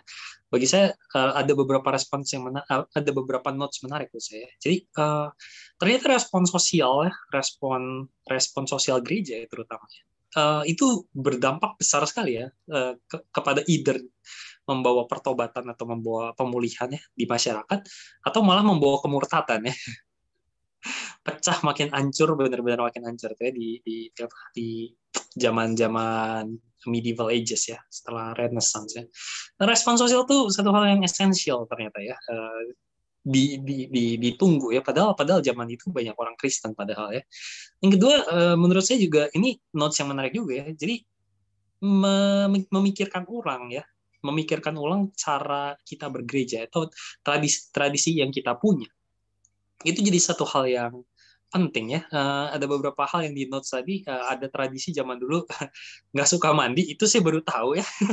Habis baptis malah tahan-tahanan, itu malah dilihat makin kudus ya, makin nggak mandi ya. Dahsyat itu, saya baru tahu tuh. Ya, hari ini mungkin ada tradisi-tradisi yang mungkin nggak relevan ya di tengah zaman kita ya, dan terutama di tengah pandemi ini ya. Yang tadi Pak Yo bilang ya, bahwa kita tuh kadang-kadang suka mengesensialkan hal yang tidak esensial ya. Kayaknya kalau nggak ada ini tuh kayaknya nggak gereja banget ya. Mungkin salah satunya ya, harus bergereja di gedung gereja ya, harus beribadah di gedung gereja. Dan kalau nggak bisa beribadah di gedung gereja, kayaknya belum Paul gitu ya. Ada sesuatu yang wrong dengan kayaknya saya makin jauh dari Tuhan kalau nggak di gedung gereja ya. Padahal di dalam tradisi, di dalam sejarah kita ngeliat bahwa cara beribadah itu terus berubah ya, cara beribadah itu terus berubah, dan ketika dan itu salah satunya efek dari perubahan zaman ya. Dan itu cara kita beribadah juga satu hal yang lain adalah ini nggak statis ya, cara ibadah itu nggak statis ya, bahwa terdampak oleh perubahan zaman. Salah satunya tadi ada masalah private worship ya. Kalau dulu kan memang dibangun katedral gede, orang semua ibadah sana ya, nggak mau tahu ya, jauh kayak rumah lu dari gereja atau apa, pergi ke sana ya. Tapi perubahan zaman. Dan satu hal yang menarik sebenarnya, saya juga nge-notes dari ini ya, tradisi wudhu berarti ya di dalam Islam tuh justru jadi satu hal yang quote-unquote menyelamatkan mereka ya dari pandemi itu ya. Menarik. Itu menarik ya. Jadi justru ada tradisi baru yang mungkin kita bisa kembangkan di zaman pandemi ya. Jadi kurang rohani kalau ke gereja nggak pakai masker. Mungkin 100 tahun dari sekarang ada tradisi itu ya. kurang beriman pada Tuhan kalau nggak pakai masker ya. Dan terus juga ini satu hal yang menarik lagi ya, bahwa teknologi yang dulu disetan-setankan, hal yang dulunya dianggap sesuatu yang tabu ya, malah menjadi heroes ya ketika pandemi itu menghantam ya. Salah satunya internet ya, disetan-setanin zaman dulu ya. Wah, gereja setan tuh ya, internetan masa gereja online ya, tapi jadi hero yang menyelamatkan kita ya. Dan ini ya, bahwa kita melihat di dalam suggestions dari Pak Yo ya, bahwa arah kita adalah menjadi semakin integratif sebenarnya. Jika dulu kita terfragmentasi ya, rumah-rumah, gereja-gereja, tempat kerja ya. Tapi kita dipanggil menjadi spiritualitas yang ini ya, makin integratif. Dan yang kedua adalah spiritualitas yang sehari-hari, bukan mengexpect sesuatu yang supernatural, aneh, unexpected, tapi justru seperti Bonaventura ya, nyuci piring pun itu adalah berdoa bagi dia. It's interesting ya.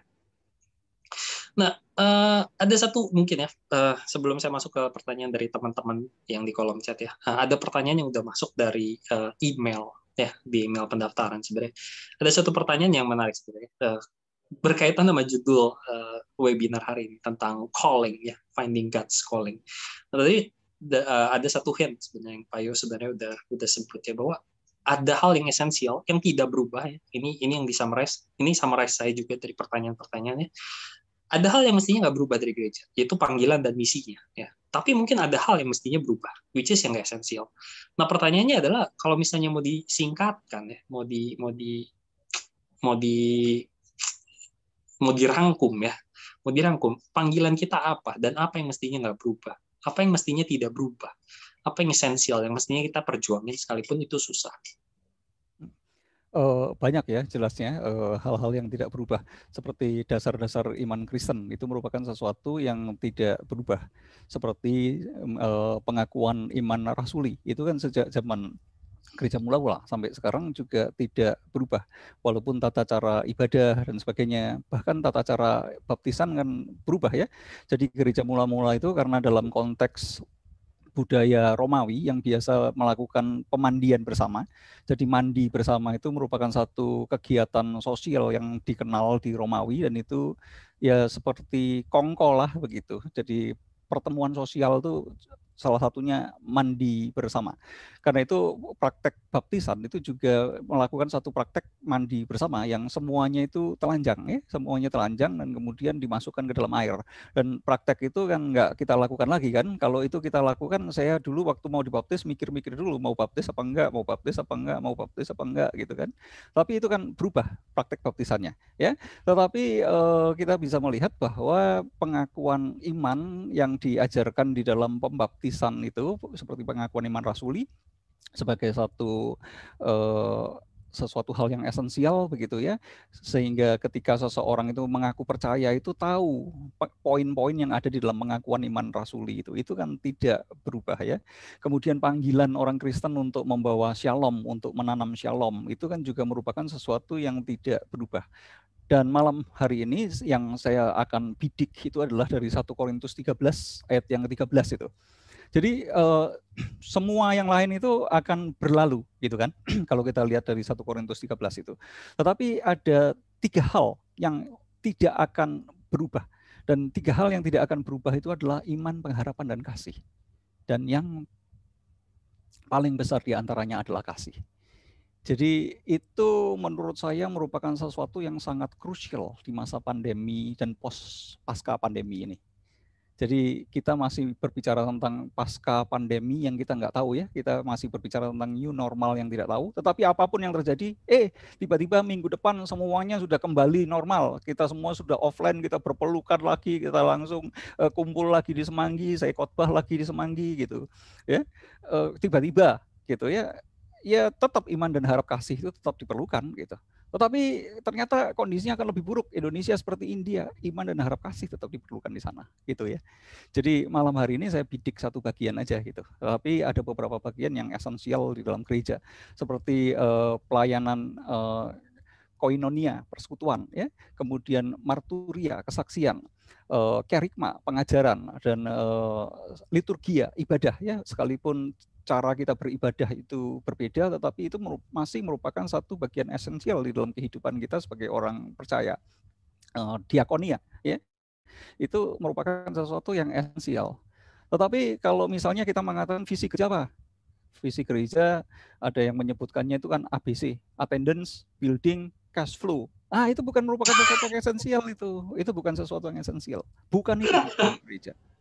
Bukan itu. Ya. Itu bukan yang esensial. Nggak ada di Alkitab itu bahwa demikianlah tinggal ketiga hal ini, attendance, building, cash flow. Nggak ada. Yang ada iman, harap, dan kasih. Gitu. Satu iman, satu Tuhan, satu baptisan, itu merupakan sesuatu yang esensial. Tapi satu-satu yang lain belum tentu itu esensial. Dan belum tentu itu harus dipertahankan. Iya, iman terhadap satu Tuhan, satu Allah yang sama, harapan ya terhadap kepada Tuhan kita, dan juga kasih ya terhadap Tuhan dan sesama. Ini yang esensial, ini yang menjadi calling yang tidak pernah berubah ya, sekalipun zaman itu berubah ya. Cara ibadah bisa berubah, tradisi-tradisi bisa berkembang dan bergantian ya. Tapi inilah panggilan kita. Oke. Nah, ada satu pertanyaan yang menarik sih ya, Pak. Sebenarnya audition sih, tapi udah ada sih ya. Tapi ini mungkin biar lebih jelas kali ya. Tips dan triknya ya untuk semakin peka ya. Nah, memang panggilan Tuhan itu kan besar ya, banyak gitu. Calling tuh kayak tadi ya, iman, pengharapan, dan kasih itu kan besar ya. Tapi kan di dalam kehidupan kita sehari-hari kita ketemu hal yang spesifik gitu, kecil-kecil. Ya, gimana untuk lebih peka ya? Karena kan setiap orang bisa punya panggilan yang berbeda. Setiap orang bisa punya area yang spesifik yang dia bisa kerjain. Buat peka, tipsnya apa tuh terhadap panggilan-panggilan di dalam kehidupan sehari-hari? Yang pertama supaya peka ya dilatih ya. Dan salah satu hal yang perlu dilatih itu adalah momen untuk tenang. Kenapa kita seringkali tidak bisa mendengar suara Tuhan? Karena suara di otak kita itu terlalu bising. Suara di telinga kita itu terlalu bising, informasi yang kita baca itu terlalu banyak begitu. Di revolusi digital seperti sekarang, digital dan informasi seperti sekarang begitu ya, bising sekali. Karena pada waktu kita work from home kita juga nyambi-nyambi kan, ngelihat apa. Pada waktu school from home gitu kan ya, mahasiswa saya kan juga nyambi-nyambi itu, ada yang sambil baca koran, ada yang sambil lihat YouTube, ada yang sambil main game, ada yang sambil potong rambut, ada yang sambil makan, itu kan biasa itu sekarang kuliah itu begitu gitu. Jadi kita itu banyak sekali pikiran dan banyak sekali informasi, dan kita banyak sekali kegelisahan, ketakutan ya, banyak sekali stimulan yang membuat kita itu tidak tenang. Dan kalau kita tidak tenang, bagaimana kita bisa mendengarkan suara Tuhan gitu kan ya. Jadi kita perlu belajar terlebih dahulu itu memiliki satu disiplin untuk tenang, disiplin untuk diam, disiplin untuk membiarkan diri kita itu tenang dan membiarkan Tuhan, menantikan Tuhan itu seperti membuka ruang spiritual di dalam diri kita. Jadi yang paling penting adalah kita membangun inner sanctuary di dalam diri kita, dibanding kita itu membangun gedung-gedung dan sebagainya, tapi inner sanctuary-nya itu tidak terbentuk.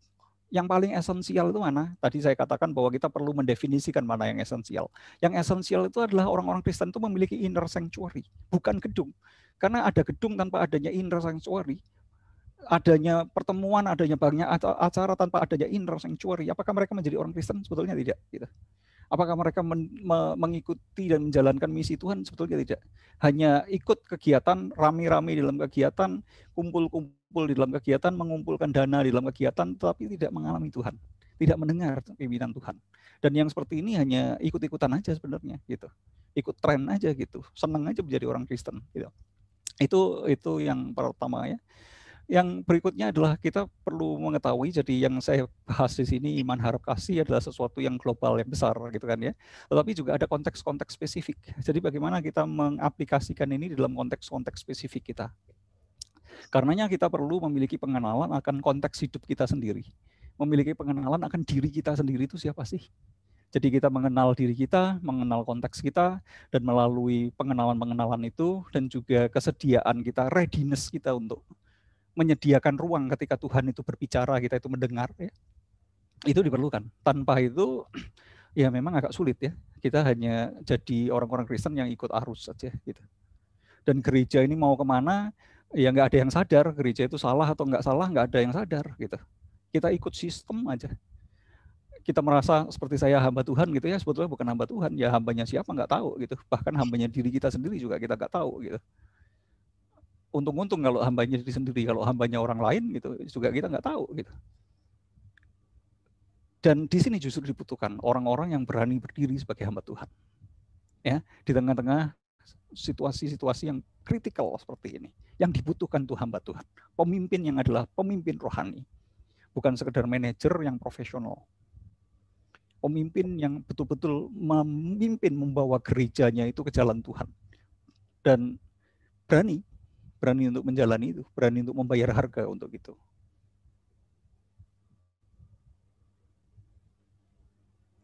Kira-kira itu ya. Ya, inner sanctuary itu ya sebenarnya jadi satu core-nya ya, baik bagi si pemimpin itu nantinya, apakah dia mendengarkan suara Tuhan atau suara setan, atau suara dirinya sendiri, atau mungkin suara atasan ya. Mungkin boleh dijelasin, boleh dielaborate Pak. Mungkin banyak yang nggak tahu konteksnya kali ya untuk inner sanctuary itu ya. Mungkin bisa dielaborate lebih. Oke. Jadi inner sanctuary itu yang saya maksud tuh begini. Jadi kita itu memiliki satu mesbah doa ya. Jadi kalau kita lihat orang-orang, misalnya kita pinjam Konghucu gitu ya, ada mesbahnya kan gitu ya. Kemudian kalau kita lihat orang-orang Bali gitu, biasanya mereka memiliki mesbah di rumahnya gitu kan ya, di sudut rumah dan sebagainya. Kalau kita lihat teman-teman Muslim kita gitu, kadang-kadang mereka membawa sajadah ya, itu kalau nggak salah namanya itu ya, yang kemudian ketika itu digelar ya di situ tempat dia itu berdoa gitu. Nah, orang Kristen punya begitu apa enggak gitu? Ya sebetulnya punya, cuma di mana? Di hati gitu. Nah, kita punya nggak ruang doa di hati kita itu? Atau hati kita itu isinya ya kebencian lah, kemarahan lah, persaingan lah, ambisi lah, semua informasi yang bising itu ada di hati kita, ada di pikiran kita, tetapi kita tidak memiliki ruang di mana kita itu berjumpa dengan Tuhan di sana. Jadi kita seakan-akan tidak punya waktu untuk Tuhan, kita tidak punya ruang untuk Tuhan, jadi yang kita dengerin ya yang lain dah gitu. Biasanya yang kuat gemerincing uangnya itu kita dengar kan gitu. Yang kita kedengeran gertaknya yang keras, lah itu kita dengar gitu, takut kita soalnya dengan gertaknya yang keras itu kan gitu. Yang memberi tepuk tangan yang kencang dan memberi acungan jempol yang banyak, like, itu yang kita dengar. Wah, hebat aku gitu kan. Yang membus ego kita, itu yang kita dengar gitu. Yang memberikan ancaman kepada kita, yang memberikan uang kepada kita. Ya, itu yang kita dengar. Yang mungkin menipu kita, mengelabui kita dengan ideologi-ideologi yang kosong, itu yang kita dengar. Ketika kita itu tidak memiliki ruang untuk mendengar Tuhan. Mau nggak mau, siapapun itu, baik orang Kristen yang baru sekali, sampai hamba Tuhan yang sangat senior sekali, bisa jatuh ke dalam hal yang sama. Jadi itu sebuah space yang memang kita ciptakan di dalam diri kita untuk kita boleh secara jujur ya, dan juga secara dengan kerendahan hati ya kita berjumpa dengan Tuhan di sana ya. Ya memang satu momen yang kita ciptakan ya. Betul. Di tengah ini ya di tengah, terutama ya buat orang Jakarta kali ini very relevant ya, hustle culture ya, culture yang tidak pernah berhenti bekerja ya. Liburan aja cari liburan yang produktif ya. Liburan masih produktif tuh, nggak ngerti lagi deh gimana ceritanya. Ya, iya. Kita justru ini adalah panggilan yang sebaliknya ya. Justru menikmati di dalam keseharian kita ya. Justru mencari momen yang kita kosongin, kita luangin buat Tuhan ya. Di mana kita bisa berjumpa. Oke. Thank you, Pak. Ada satu pertanyaan yang menarik nih, Pak ya. Jadi kita melihat bahwa di dalam pemaparan tadi ya, di pandemi itu berdampak dan dampaknya itu besar ya. Dampaknya itu besar dan bisa mengubah gereja ya. Kelahirannya meledaknya Kristendom ya, terjadinya Kristendom, terjadinya Renaissance dan juga reformasi itu juga karena pandemi. Nah, pertanyaannya sebenarnya apa yang menjadi benchmark pengukur sebuah kegerakan atau satu hal yang dikerjakan gereja tuh di tengah pandemi ya, akhirnya bisa dikatakan ini berhasil atau ini membuat decline? Itu dasar melihatnya apa ya? Apa yang bisa dikatakan satu hal itu membawa kemajuan atau membawa kehancuran bagi iman Kristen? Itu apa benchmarknya mungkin ya? Saya kembali ke ayat Alkitab yang kita pakai ya, iman, harap, dan kasih. Kemudian tadi saya ambil contoh gereja mula-mula di tengah pandemi dan juga gereja di medieval, di abad pertengahan di tengah pandemi ya. Di situ kita bisa melihat bahwa gereja mula-mula itu menerapkan ini, iman, harap, dan kasih. Ya, jadi melayani mereka yang miskin, melayani mereka yang paling hina dari masyarakat itu, mereka yang dibuang karena terjangkit penyakit ini, mereka yang ditolak, mereka yang diusir, itu yang mereka layani. Dan mereka dengan pelayanan seperti itu, yang hidup di antara orang Kristen lebih banyak gitu. Yang mati dari antara orang bukan Kristen itu lebih banyak gitu. Jadi yang Kristen banyak yang hidup, yang bukan Kristen banyak yang mati, akhirnya pasti populasi itu berubah gitu. Dan juga kesaksian itu menjadi kuat sekali. Iman dan harap dan kasih itu yang memunculkan semuanya itu. Sedangkan di gereja medieval itu kan kita bisa melihat kebalikannya ya. Jadi banyak imam yang baik itu terjangkit, mati begitu, mati muda begitu kan ya, digantikan dengan imam-imam yang berantakan tadi itu, yang motivasinya untuk menghindari pajak dan mendapat keuntungan dari jemaat. Dan kemudian ya memanipulasi pelayanan itu untuk kepentingan dirinya sendiri, untuk cari uang, untuk kenikmatan hidupnya gitu. Dan yang dimanipulasi itu siapa? Orang-orang yang miskin, buruh gitu ya, pekerja-pekerja yang kecil itu yang dimintain uang. Waktu membangun gedung gereja Saint Peter Basilica, siapa yang dimintain uang? Orang-orang yang kecil. Dengan cara seperti apa? Ditakut-takutin dengan purgatori dan dijual lah surat indulgensia itu. Sedangkan pejabat-pejabat gerejanya, wah luar biasa, bersenang-senang, bermewah-mewah di tengah-tengah penderitaan masyarakat yang seperti itu. Apa yang hilang dari situ? Iman, harap, dan kasih. Hilang itu dari gereja. Dan kita bisa melihat itu decline luar biasa. Dan bersyukur jikalau Tuhan itu membangkitkan orang-orang yang kemudian secara spiritual itu membangkitkan kembali gairah kepada Tuhan melalui teologi mistiknya, dan juga orang-orang yang secara politik juga bermain, secara ekonomi juga bermain, mendatangkan kerajaan Tuhan itu dalam bentuk yang lebih fisik gitu ya, terlibat dalam politik dan sebagainya, seperti reformator kita itu juga muncul gitu. Dan Tuhan memperbarui gerejanya melalui itu. Dan bahkan melalui reformasi itu, gereja Roma Katolik yang sebelumnya adalah gereja di era medieval itu pun kan mereformasi diri dari dalam juga. Dan reformasinya lebih baik. Dan bahkan kalau dibilang sekarang, hasil reformasi dari gereja Roma Katolik mungkin lebih baik loh daripada Kristen. Kristen sekarang ini agak hancur-hancuran. Bahkan yang namanya Injil itu hancur-hancuran. Kita bisa melihat kerusakan moralnya itu terjadi di mana-mana. Kita bisa melihat tokoh-tokoh Injili yang punya nama besar, Ravi Zacharias, Bill Hybels, dan sebagainya. Kita bisa melihat, wah, permainan uang, permainan kuasa, nanti nyerempet-nyerempet ke permainan seks. Itu akan terjadi. Bukan berarti di gereja Roma Katolik juga tidak terjadi yang seperti itu. Bisa saja terjadi seperti itu, begitu ya. Tetapi kalau kita mau mengatakan autokritik, begitu, kita perlu melihat bahwa di dalam banyak hal sekarang ini yang Injili itu ketinggalan bahkan dengan yang Katolik. Dalam banyak hal. Secara kemampuan intelektualnya, begitu ya, rata-rata kalah kita dengan yang Katolik. Itu salah satu contoh gitu. Kemudian pengabdian sosialnya kalah kita dengan pelayanan orang-orang Roma Katolik. Dan itu semua kan hasil reformasi dari dalam. Jadi reformasi itu kan ada reformasi dari luar dan reformasi dari dalam ya. Jadi reformasi dari dalam pun terjadi gitu. Dan reformasi dari luar terjadi dan terpaksa harus melakukan reformasi. Nggak bisa nggak gitu. Dan gereja apapun ketika semuanya itu bergerak, ya kita harus ikut bergerak. Dan mungkin Tuhan sendiri yang menggerakkan itu melalui situasi-situasi yang sulit itu. Jadi benchmarknya yang tadi ya, iman, pengharapan, dan kasih sebagai message utama dari gereja. Apakah orang di luar gereja mendengar, apakah kita juga menyampaikan message itu, atau malah kebalikannya, menghancurkan iman, pengharapan, dan kasih. Melakukan atau tidak melakukan itu yang jauh lebih penting ya, bukan cuma memberitakan aja gitu. Yeah. Kalau memberitakan kan ini kita khotbahin di mana-mana, iman, harap, dan kasih. Betul. Kita pakai merek di mana-mana, iman dan harap dan kasih, tapi merek-merek itu cuma merek atau benar begitu? Iya, impact-nya ya kepada orang di sekitar kita ya. Apakah orang tuh merasakan ya panggilan kita itu, atau malah ini gereja ngapain aja nih gitu ya? Atau malah menghancurkan malah ya iman, pengharapan, dan kasih. Oke, thank you Pak Yo ya. Oke, ada satu pertanyaan yang juga menurut saya cukup menarik ya. Ini baru masuk juga, udah masuk juga ke saya.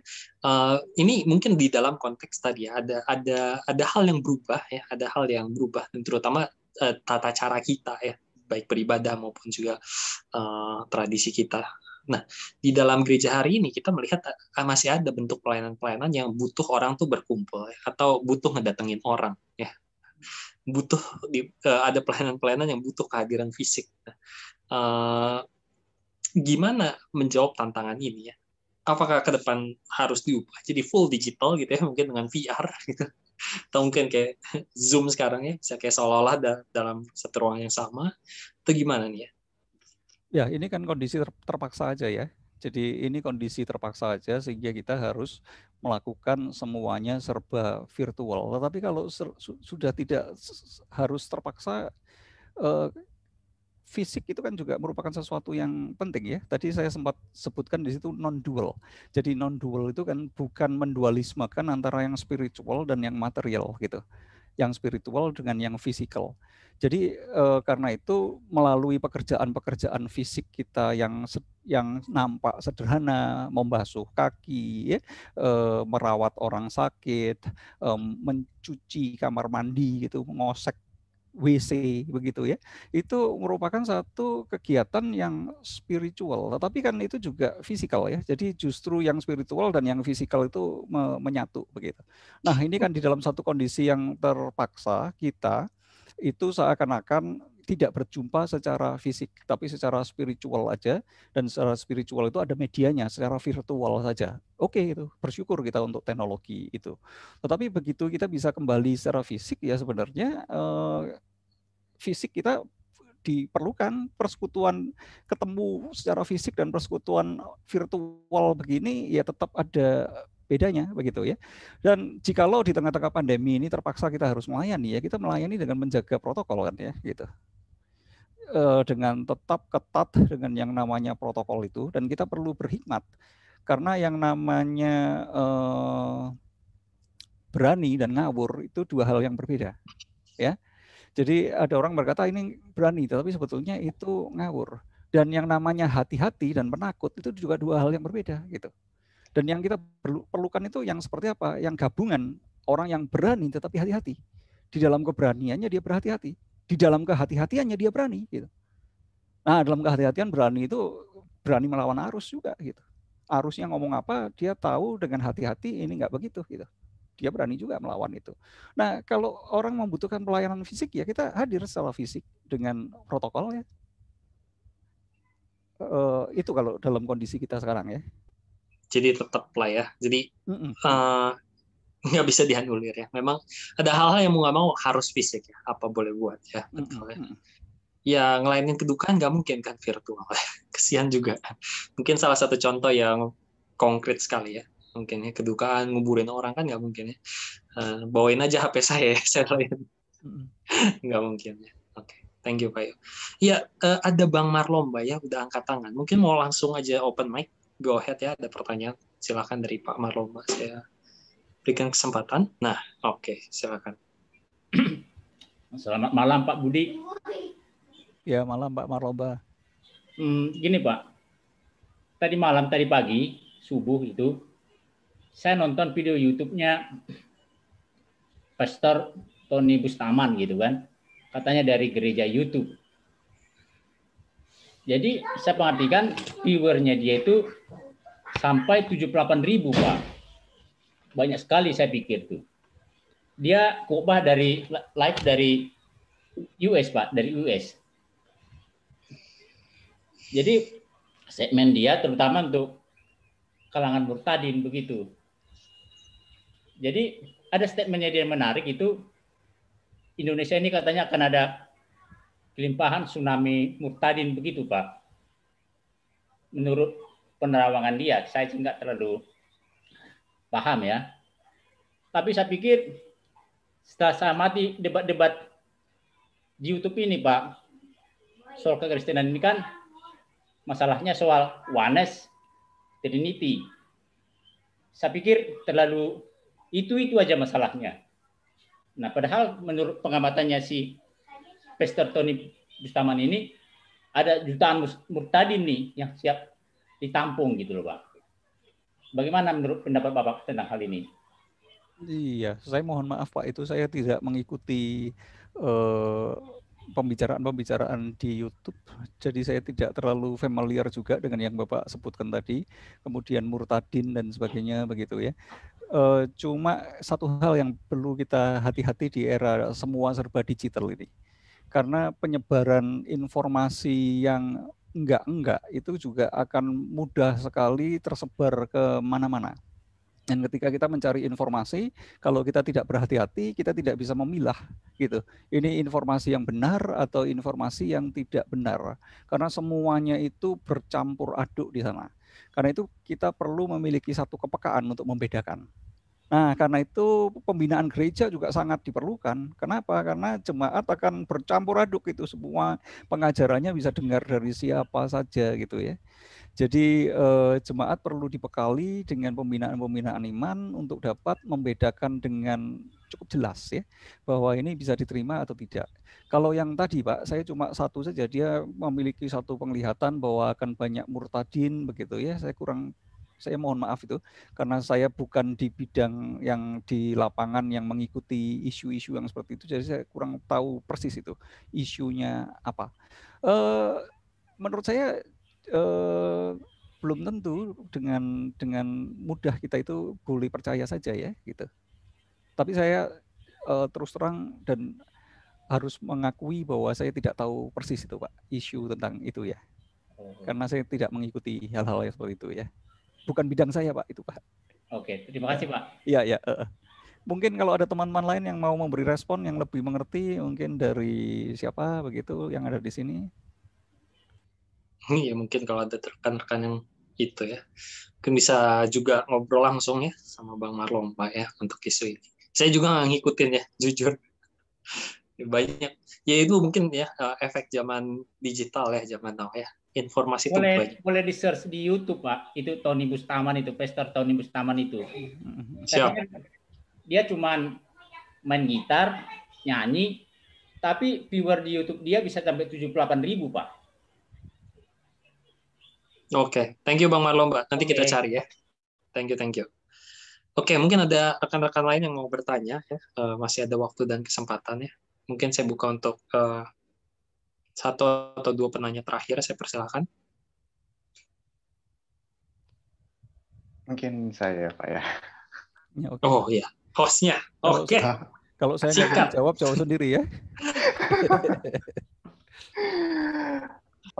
Ya, tadi saya ada hal yang menarik Pak ya. Maksudnya tadi Bapak memberikan satu sebenarnya other possibility, yaitu kita denominasi itu kolaborasi Pak ya. Itu interesting. Tapi kalau ini nih, saya mau nanya Pak. Jadi kan sebenarnya kalau kita melihatkan dari zaman Belanda ya, kita itu sebenarnya sudah dipecah-pecah, termasuk dalam kekristenan sendiri ya. Dari zaman Belanda itu masuk, makanya Belanda membuat gereja kesukuan. Itu kan mencegah orang Indonesia itu untuk bersatu ya, memecah berdasarkan gereja kesukuan. Pertanyaannya kemudian, jadi kita sudah terbiasa nih Pak, membawa identitas, membawa lain-lainnya.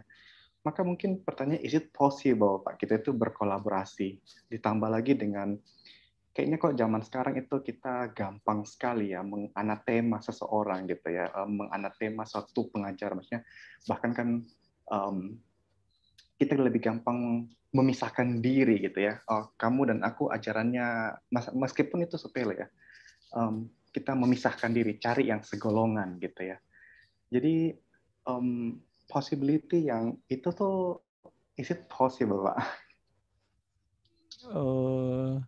Itu pertanyaan yang baik sekali. Jadi kemungkinannya bisa apa enggak? Ya kan kolaborasi dengan merger itu dua hal yang berbeda ya. Kalau yang namanya merger itu mungkin tidak dimungkinkan. Karena masing-masing punya kepentingannya dan jangan lupa aset ya. Jadi kita boleh ngomong yang lain, tapi kalau aset nggak boleh di merger-mergerin itu gitu. Itu nampaknya sulit ya gitu. Namun yang perlu kita ingat itu kan doa Tuhan Yesus ya, supaya mereka itu menjadi satu begitu. Kalau kita lihat visi dan misi yang diemban oleh Sang Mesias itu kan menyatukan domba-domba ya. Jadi termasuk Israel, kerajaan utara dan kerajaan selatan itu akan disatukan gitu. Kemudian umat Tuhan itu juga semua akan disatukan di bawah satu gembala. Itu kan misi dari Mesias, dan Yesus Kristus kan Yesus the Messiah ya. Jadi Yesus yang adalah Sang Mesias itu sendiri gitu kan. Kemudian kita juga bisa melihat Yesus yang the Messiah itu meruntuhkan tembok antara orang Yahudi dan orang non-Yahudi, budak ataupun orang merdeka dan sebagainya. Semuanya itu adalah satu umat gitu. Tetapi kemudian kan di dalam sejarahnya gereja itu terpecah-pecah. Pertama itu kan terpecah menjadi gereja timur dan gereja barat. Kemudian gereja barat itu terpecah menjadi gereja Roma Katolik dan gereja Protestan. Dan gereja Protestan sejak tahun 1500-an hingga sekarang itu pecah menjadi ribuan. Ya. Jadi yang Protestan itu terpecah menjadi ribuan, yang Katolik ya tetap satu aja, walaupun satu itu juga banyak sekali sebetulnya aliran di dalamnya. Yang Timur itu juga satu saja, tapi yang Protestan itu menjadi ribuan tadi itu, ya. Dan itu sudah nggak bisa dibalikin kan. Dalam artian menjadi satu organisasi, merger ya nggak bisa. Tapi kalau kolaborasi kenapa enggak gitu? Ya, dan kita bisa melihat bahwa itu bukan sesuatu yang mudah. Ya, jadi Yesus yang diberi misi itu justru berdoa kepada Bapa.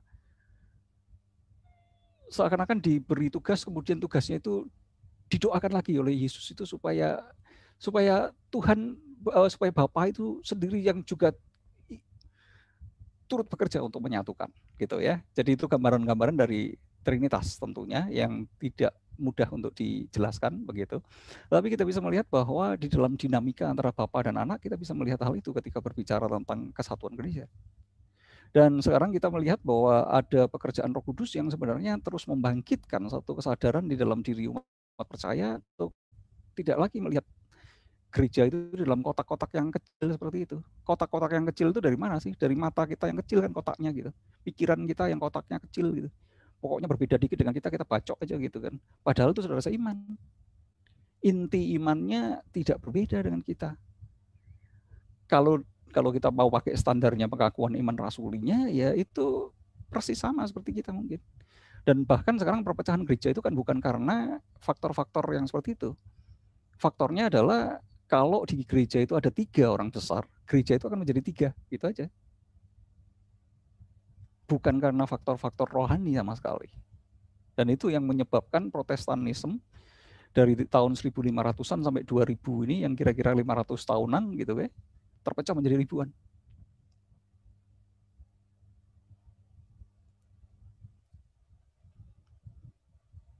Oke, Pak, berarti kita memang nggak mungkin merger, tapi possible to collaboration sebenarnya, Pak. Collaboration sangat mungkin, kenapa enggak? Pembina jemaat, jemaatmu aku bina, jemaatku aku bina, kenapa enggak gitu? Kamu jago dalam masa ini, kasih ke jemaatku, aku jago dalam masa ini, aku kasih jemaatmu, kan enggak, kenapa tidak gitu? Kenapa harus mempertahankan ini jemaatku, ini jemaatmu gitu? Ya. Baik lagi tadi ABC tadi, Pak ya. Padahal jemaatnya tinggal klik satu link selesai. Dadah, saya ikut yang lain ya. Tapi kitanya tuh ini ya, mungkin satu itu lagi, satu keyword sebenarnya ya, tapi di keywordkan dalam bahasa kekinian ya.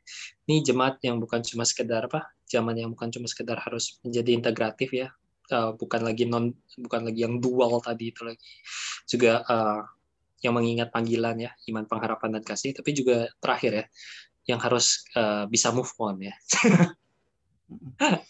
Move on dari cara lama, move on dari egonya, move on dari ini loh gua gitu ya. Ya, thank you Pak Yo ya untuk pembinaan hari ini ya, untuk materi yang sudah disampaikan. Banyak hal yang baru ya, saya rasa kita semua juga terberkati ya. Dan bahwa satu hal ya, gereja itu bukan sekali doang ngalamin ya. Mungkin kita ngerasa wah gila ini baru pertama kali terjadi, enggak ya.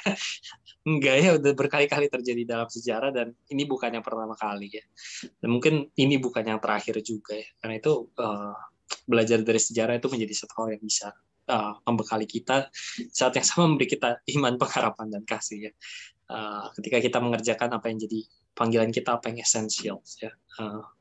Challenge ini bisa menjadi sesuatu yang justru memberkati banyak orang ya, membuat banyak orang melihat siapa kita dan menjadi percaya dan memuliakan Allah kita. Thank you Pak Yo. Saya kembalikan pada host, silahkan host. Iya, terima kasih Pak Yo atas pemaparannya, dan terima kasih buat rekan-rekan sekalian yang bertahan di sampai akhir webinar pada malam hari ini. Sebelum kita tutup webinar malam hari ini, mungkin saya minta kesediaan Pak Susanto, Bu Susanto, untuk menutup kita dalam doa, Bu Su, doa penutup. Ya, terima kasih Bu Su Yohanes Budi yang sudah memaparkan materinya sangat jelas ya, menjadi satu introspeksi diri untuk saya pribadi, untuk kita semua di tengah pandemi ini. Ada hal-hal yang harus kita transformasi ya, terkait dengan pelayanan gereja kita. Apalagi gereja kita akan segera prepare ya untuk ibadah onsite.